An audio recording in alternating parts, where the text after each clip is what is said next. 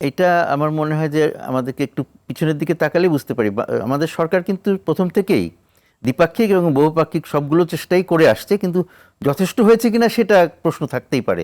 কিন্তু চেষ্টা যে করে নাই তা তো নয়, বহুপাক্ষিক চেষ্টাও করা হয়েছে, দ্বিপাক্ষিক চেষ্টাও করা হয়েছে, আর মূলত ত্রিপাক্ষিক বলতে পারি আমরা, যেটা চীনের মধ্যস্থতা একটা ব্যবস্থা করার চেষ্টা করা হয়েছে। তো সুতরাং সেগুলো সব কিছুই চেষ্টা করা হয়েছে, কিন্তু যথেষ্ট হয় নাই এইটুকু আমরা নিশ্চিতভাবে বলতে পারি। যথেষ্ট হলে তো একটা ফল হতো। তো সুতরাং যথেষ্ট হয় নাই, চেষ্টা চালিয়ে যেতে হবে।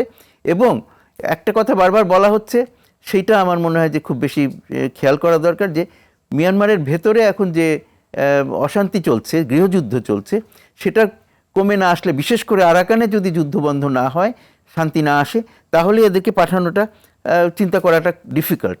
কারণ যেসব কথা বলা হয়েছে যে অবস্থা স্বাভাবিক হলে তারপরে তারা এই 3 লাখ, 3.5 লাখ বা 4 লাখ যেটা বলা হয়েছে সেই লোকগুলোকে নেবে। পরিস্থিতি কিছুটা অন্তত শান্ত হয়ে আসলে এই লোকগুলো যাদেরকে নিতে রাজি হয়েছে বলছে মিয়ানমার, তাদেরকে পাঠানোর ব্যবস্থা শুরু করা যায় কিনা, আমার মনে হয় সেই দিকে আমাদের চেষ্টা করা উচিত।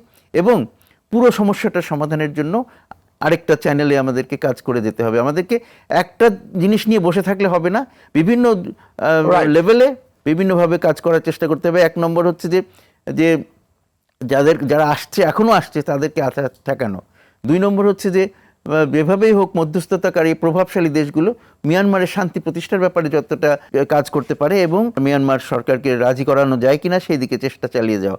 আর 3 নম্বর হচ্ছে যে আমরা বিভিন্নভাবে আন্তর্জাতিক যে একটা ইয়ের কথা বলছিলাম আমি শুরুতেই, যে একটা টাস্ক ফোর্স হওয়া দরকার, যেটা পার্মানেন্ট বেসিসে কাজ করবে সারাক্ষণ, যে এই সমস্যাটা নিয়েই কাজ করবে। কিন্তু আমি মনে করি যে এইটার ব্যাপারে একটু চিন্তা করা দরকার, যে একটা আন্তর্জাতিক টাস্ক ফোর্স থাকা উচিত যারা সারাক্ষণ এই জিনিসটা নিয়ে কাজ করবে। আন্তর্জাতিক টাস্ক ফোর্স থাকে, তারা সবার সাথে আলাপ আলোচনা করে আরেকটু বেশি সুফল পেতে পারে।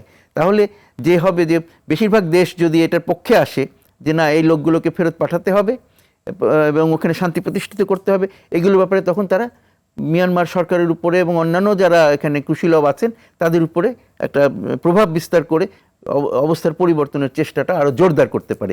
সেটা যতক্ষণ না হচ্ছে ততক্ষণ আমরা ওই খালি বলেই যাব যে স্বাভাবিক হলে তখন এই লোকগুলো ফেরত যাবে, তাহলে কিন্তু সেটা কিন্তু একটা অনির্দিষ্টকালের ব্যাপার হয়ে গেল। সুতরাং আমাদেরকে মনে হয় আমাদের চেষ্টাগুলোকে আরো ফোকাসড করতে হবে। নতুন সরকার এসেছে, তাদের অন্যান্য অনেক কিছু তাদের চ্যালেঞ্জেস আছে, অনেক কিছু করার আছে, কিন্তু এটা থেকে চোখ সরিয়ে ফেললে হবে না। আজকে আমাদের 2জন পররাষ্ট্র প্রতিমন্ত্রীর বক্তব্য থেকে আমরা বুঝেছি যে তারা এই ব্যাপারটা খেয়াল করছে। জি, ধন্যবাদ আপনাকে।